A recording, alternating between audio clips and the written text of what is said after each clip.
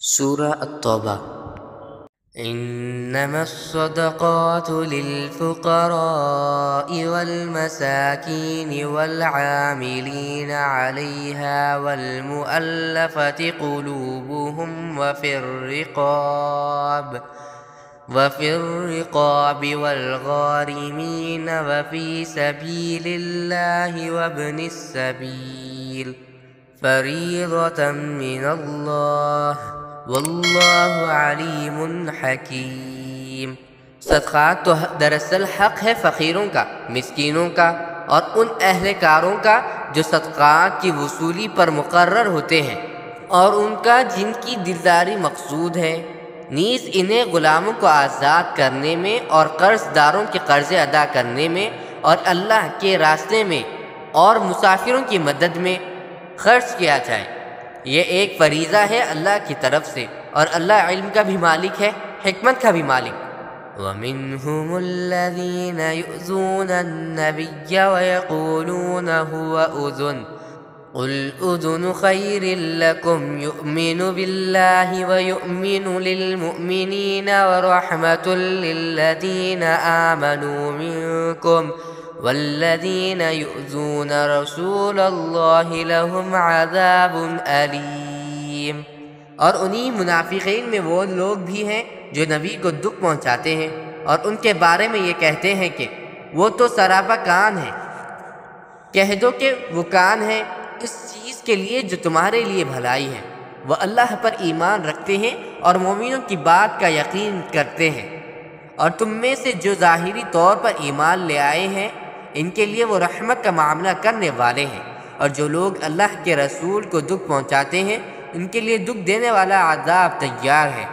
یحلفون باللہ لکم لیرضوکم واللہ ورسولہ احق ان یرضوہ ان کانوا مؤمنین۔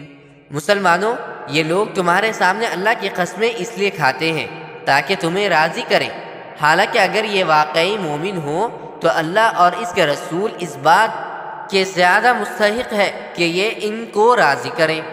الم یعلموا انہ من یحادد اللہ ورسولہ فان له نار جہنم خالدا فیہا ذلک الخزی العظیم۔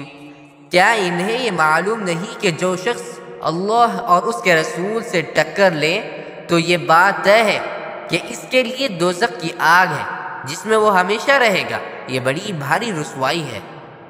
یحذر المنافقون ان تنزل علیہم سورۃ تنبئهم بما فی قلوبهم قل استہزئوا ان اللہ مخرج ما تحذرون۔ منافق لوگ اس بات سے ڈرتے ہیں کہ مسلمانوں پر کہیں کوئی ایسی صورت نازل نہ کر دی جائے جو انہیں ان منافقین کے دلوں کی باتیں بتا دے۔ کہہ دو کہ اچھا، تم مذاق اڑاتے رہو، اللہ وہ بات ظاہر کرنے والا ہے جس سے تم ڈرتے تھے۔ وَلَئِن سَأَلْتَهُمْ لَيَقُولُنَّ إِنَّمَا كُنَّا نَخُوضُ وَنَلْعَبُ قُلْ أَبِاللَّهِ وَآيَاتِهِ وَرَسُولِهِ كُنتُمْ تَسْتَهْزِئُونَ۔ اور اگر تم ان سے پوچھو تو یقیناً یوں کہیں گے کہ ہم تو ہنسی مذاق اور دل لگی کر رہے تھے۔ کہو کہ کیا تم اللہ اور اس کی آیتوں اور اس کے رسول کے ساتھ دل لگی کر رہے تھے؟ لا تعتذروا قد كفرتم بعد ایمانکم ان نعف عن طائفة منكم نعذب طائفة بأنهم كانوا مجرمين۔ بہانے نہ بناؤ، تم ایمان کا اظہار کرنے کے بعد کفر کے مرتکب ہو چکے ہو۔ اگر ہم تم میں سے ایک گروہ کو معافی دے بھی دے تو دوسرے گروہ کو ضرور سزا دیں گے، کیونکہ وہ مجرم لوگ ہیں۔